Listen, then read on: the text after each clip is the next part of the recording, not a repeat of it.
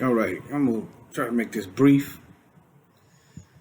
I looked into the origins of the Valentine's Day. I had a few people approach me about it, and this is my first time really looking behind it. I knew it was pagan, but this is my first time really looking behind it. But I'm gonna show you why you shouldn't observe Valentine's Day or any other day that's not in the Bible. It's pagan, and it's tied to a devil somewhere, a demon. But let me continue though. Let me start. All right, I typed in, let you see at the top, the origin of Valentine's Day.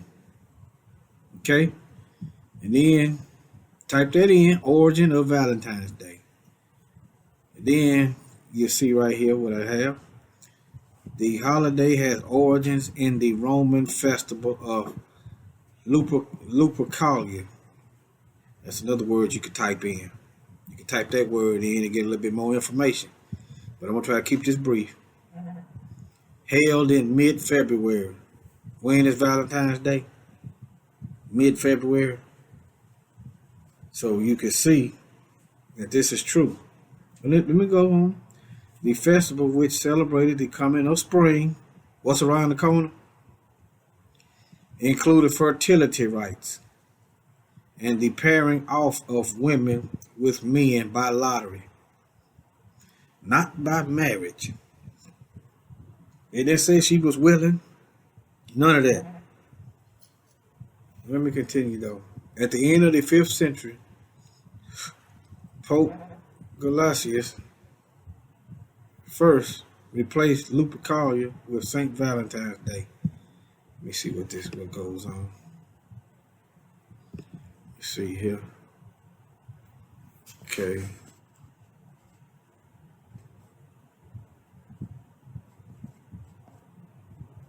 It was picture.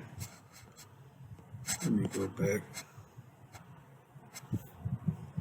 I'm gonna go back to images. This one image I wanted to show.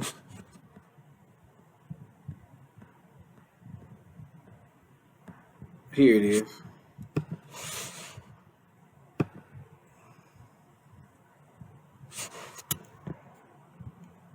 Lupercalia, pagan love festival. That's not really love. Sexual orgies. What love got to do with it? Fornication. What love got to do with it? Adultery. I just read earlier that the women were paired off with the men. Think about somebody married being paired off. They putting the names and drawing names. Lust, sex with minors, drunkenness, fertility goddess. Keep that in mind, fertility goddess. What's coming up? Easter, Ishtar, and then homosexuality. All right, let me close this out. Let me see here. Here's an article at NPR. The Dark Origins of Valentine's Day. Valentine's Day is a time to celebrate romance and love, which is a lie. I just gave you the origin of it, what they was doing. But the origins of the festival of candy and cupids is actually dark, bloody, and a bit muddled. And they said the origin now. The beginning of this festival is dark and bloody. You cannot take something that's built on wickedness, clean it up, and then think the Most High is okay with it. It doesn't work like that. A good tree produces good fruit, and an evil tree produces bad fruit. Now, how many people are going to go out here and do something against Scripture? All right, let me continue, though. Then I'm reading right here, it says, those wild and crazy Romans. From February 13th to 15th, the Romans celebrate the Feast of Lupercalia.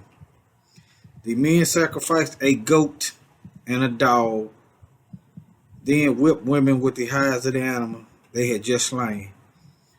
The Roman romantics were drunk. They were naked, says Noah Linsky, a historian at the University of Colorado at Boulder.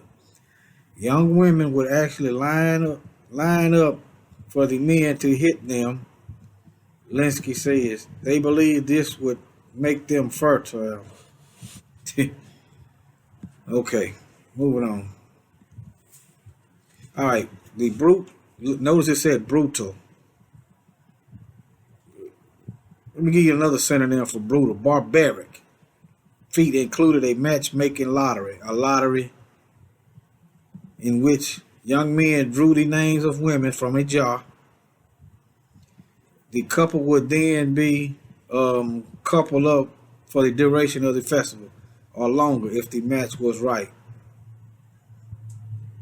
Then it's talking about the guys killed two men named Valentine's. Ancient Roman may also be responsible for the name of our modern day Valentine's Day. Emperor Claudius II executed two men both named Valentine on February 14th of different years in 3rd century AD. All right. Then it's telling you the Catholic Church. That's where all this paganism is coming from. The Roman Catholic Church. The whore in Babylon of the Bible. This is who the Bible is talking about. They've taken all the feast days out of the Bible and replaced them with pagan days. If you want to read that article, it's at NPR. Just type in the dark origins of Valentine's Day. I'm going to close this out and try to end this video. All right. Now, I typed in fertility god Easter. Now, Easter is coming up. See, what people have been doing since the winter solstice is worshiping demons. Unaware. Every time you look around, you got a holiday to observe. And none of them is biblical. Every time you look around, you got to spend some money. I know some of you are tired of spending money. But let me digress. Ishtar, Easter, was originally the celebration of Ishtar, the Assyrian and Babylonian goddess of fertility and sex. It didn't say marriage, none of that. It didn't say family. It didn't say Bible. Her symbols, like the egg and bunny, were and still are fertility. Think about it. You got the Roman Catholic, you got the churches that come from Rome, bringing up eggs and rabbits in the church. What does that have to do with Passover? It's Passover, not Easter. Fertility and sex symbols. Or did you actually think eggs and bunnies had anything to do with resurrection? Okay. Let me show some images. Let me click up. Let me see some images. Right quick. Go right here. She is Gaia, Astaroth, Ishtar, Artemis, Venus, Aphrodite, Ceramic, Nature, Great Mother, Frigga, Libertas. Think about the Statue of Liberty. All right, Estar, Durga. You can type this. I just looked at this, Estar, under Wikipedia. These are all in that Queen of Heaven. The Bible talks about the Queen of Heaven. Look at the eggs. Let me go back one. I saw a rabbit and eggs on one. Look right here. The eggs. Where do you think the eggs and the rabbits come from? Let me go back twice.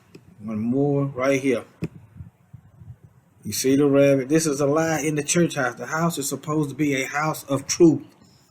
Where in the world do you get a rabbit laying eggs from? It comes from paganism, the Romans. Okay? You're going to do your own research on this. None of this stuff is in the Bible. How did it go from Passover in the book of Exodus to Ishtar? And I know Easter is a mistranslation in the Bible. You have to look up the word, what was written in the scriptures and how they translate it. Now, let me move on. See what else. That's it for now. I just want y'all to wake up and see what's going on. Now, I'm not going to call nobody silly. I just don't take offense to it. Don't take offense to it. Okay? Look, winter solstice. Everybody start getting drunk and partying and orgies and everything. Just look. Look these words up. Read these words and see what you are worshiping. Okay? You got your phone, you got the internet, you got Just look this stuff up and see for yourself, all right? Shalom, shalom, shalom. May the truth be the light.